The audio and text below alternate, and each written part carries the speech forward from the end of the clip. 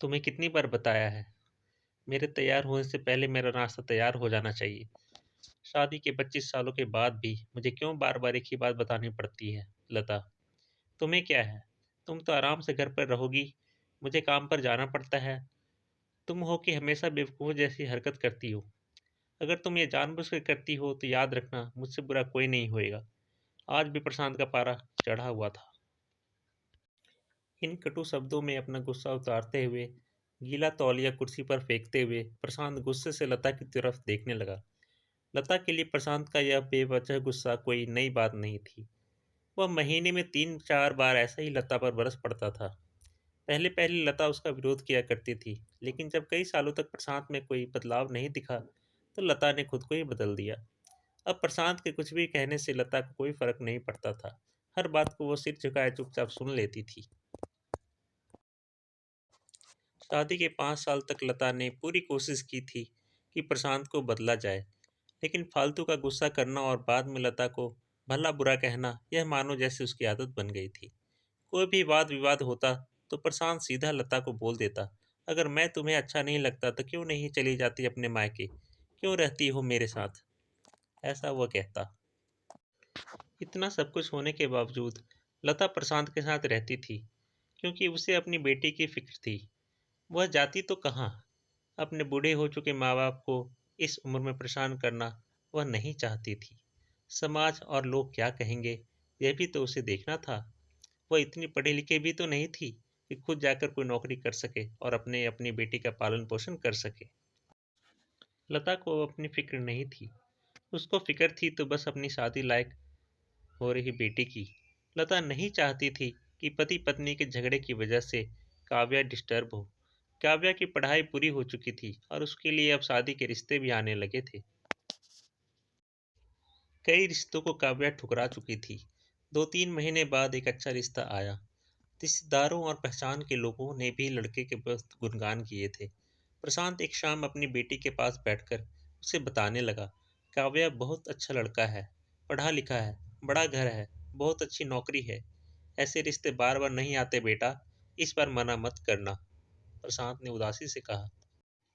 काव्या अपने पिता से ज्यादा बात नहीं करती थी। शायद डरती थी या शायद नफरत करती थी, लेकिन आज वह अपनी पूरी हिम्मत इकट्ठा कर बोली, मुझे अभी शादी नहीं करना पापा, मैं नौकरी करना चाहती हूँ, खुद अपने पैरों पर खड़ा होना चाहती हूँ।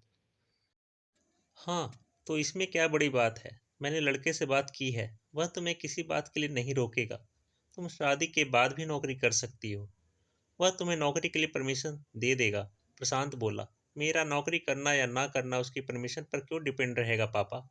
काव्या ने पूछा। मैं कह रहा हूं ना, तुम्हें किसी चीज की भी कमी नहीं होगी वहां। ऐसे रिश्ते बार बार नहीं आते, इसे ठुकरा मत, बहुत खुश रहेगी तुम वहां, प्रशांत बोला। पापा, क्या मैं उतनी ही खुश रहूंगी जितनी मम्मी इस घर में खुश है?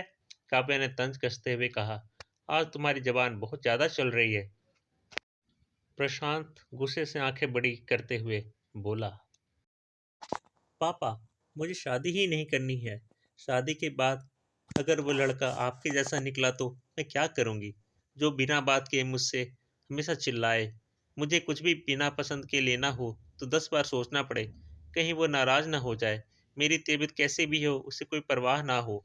रोटी थोड़ी सी मोटी बन जाए तो घर सर पे उठा ले और हर छोटी बात पर मुझे मायके जाने के लिए कहे। काव्या ने अपना दिल खाली करते हुए पापा से सब कह दिया। प्रशांत का गुस्सा 7वें आसमान पर था, लेकिन उसके मुंह से एक भी शब्द नहीं फूट रहा था। वह काव्या की बातें सुन रहा था। काव्या उतना ही बोलकर चुप नहीं हुई। आज वह पहली बार अपने पापा के सामने इतना कुछ बोल रही थी। पापा, आपने मम्मा माँ के साथ हमेशा गलत व्यवहार किया है। आप अपने ऑफिस का गुस्सा बिना सोचे समझे माँ पर उतार देते हैं।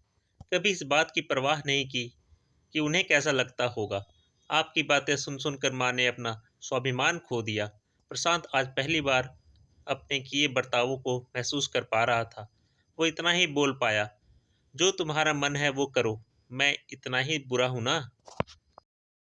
काव्या ने प्रशांत का हाथ पकड़ा और बोली, पापा, मुझे सिर्फ एक सवाल का जवाब दे दो। क्या आप चाहेंगे कि मेरा पति आपके जैसा हो? अगर आपका जवाब हाँ है तो कर दीजिए मेरा रिश्ता आज ही, और ना है तो मुझे आत्मनिर्भर बनने दीजिए। प्रशांत कुछ भी न बोल पाया और वहां से चुपचाप बाहर चला गया। आज उसे लता के सामने जाने में शर्म आ रही थी। चलते चलते उसकी आंखों से आंसू बह रहे थे। प्रशांत ने आज से अपने आप को बदलने का निश्चय कर लिया था। अगले दिन से लता ने अपने पति में काफी बदलाव देखा।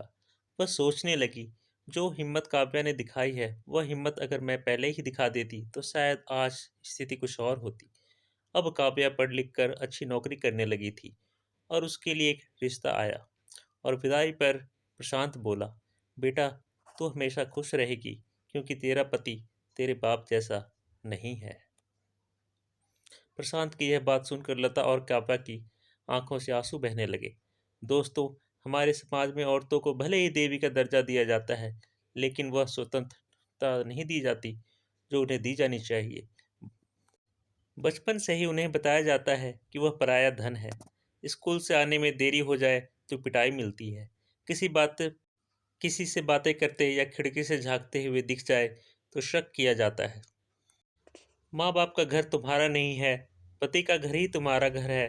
जीवन भर यह बातें बता बता कर उन्हें ससुराल भेज दिया जाता है। और एक दिन किसी छोटे मोटे झगड़े में ससुराल वालों से उन्हें सुनना पड़ता है कि इस घर को छोड़ दो और अपनी मायके चले जाओ। अब आप ही बताओ दोस्तों, ऐसी स्त्रियों का सच्चा घर कौन सा है? आखिर वो किस घर को अपना घर कहे? कहानी पसंद आई हो तो चैनल को लाइक एंड सब्सक्राइब करें। धन्यवाद दोस्तों, फिर मिलेंगे।